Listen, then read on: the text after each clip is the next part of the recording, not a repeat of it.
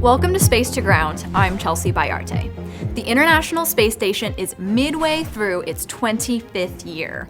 In the first half alone, the station has seen the arrival of 8 visiting spacecraft. 4 have carried humans to the space station, and 4 have carried cargo. And they've completed hundreds of hours of research in the orbiting lab. Oh, and while we're talking stats, the space station has orbited the Earth nearly 3,000 times this year.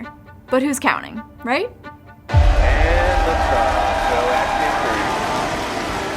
Axiom Space hit the ground running this year, launching 4 spaceflight participants to the space station on January 18th for a nearly 3-week stay. Then, on March 3rd, NASA's SpaceX Crew 8 mission launched aboard a Dragon spacecraft. The crew is made up of NASA's own Matt Dominic, Mike Barrett, and Jeanette Epps, as well as Roscosmos cosmonaut Alexander Gerbankin.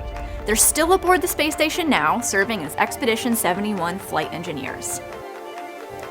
Just a couple of weeks later, on March 23rd, Soyuz MS-25 launched, delivering 3 more humans to the space station, including NASA astronaut Tracy Dyson. She'll remain on station for 6 months, helping maintain the orbiting lab and conducting science experiments. And of course, history in the making. On June 5th, the Starliner spacecraft lifted off with 2 humans on board, a first for the spacecraft. NASA astronauts Suni Williams and Butch Wilmore arrived at the space station on June 6th, supporting NASA's Boeing Crew flight test mission. The astronauts have had a groundbreaking first half of the year. Through their research, they've completed many firsts and even broken records. Using liquefied stainless steel, the astronauts were able to 3D print with metal for the very first time on the space station. The ability to 3D print metal objects in space could reduce the need to pack heavy tools with us on our way to the moon. The first cardiac tissue was successfully 3D bioprinted using the biofabrication facility on the space station. This functional, live human heart tissue could advance our technology for producing organs and tissues, instead of depending on donated organs for transplant. In another groundbreaking first, researchers successfully tested a small robot that can perform surgery in space. The robotic surgeon was controlled from the ground, using 2 hands to grasp and make cuts on rubber band to simulate human tissue. This expedition crew and its researchers have put countless hours in the lab to achieve all of these incredible firsts, but the records don't stop there. The astronauts have gotten to work behind the camera, taking more photos on Earth these past 6 months than all of 2023 combined.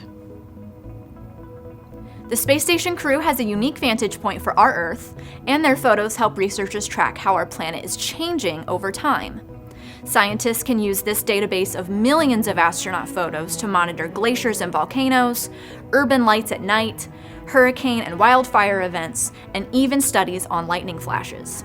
The crew even took some amazing images in April during a total solar eclipse. Can you see it? This is Can you see it, Mike? Unbelievable. Please welcome NASA's 23rd astronaut class. Meanwhile, here on Earth, NASA added 10 new astronauts to its roster in the first half of 2024. The newest class of astronauts graduated their 2-year candidacy and are now eligible to begin training for missions to the International Space Station and even the Moon through NASA's Artemis campaign. The International Space Station has already racked up a number of achievements in the first half, but we are just getting started. We're looking forward to seeing NASA astronaut Don Pettit fly for the 4th time this September, and NASA's SpaceX Crew 9 crew later this year as well. And for the midpoint of 2024, that's all for Space to Ground Halftime Report. Thanks for watching.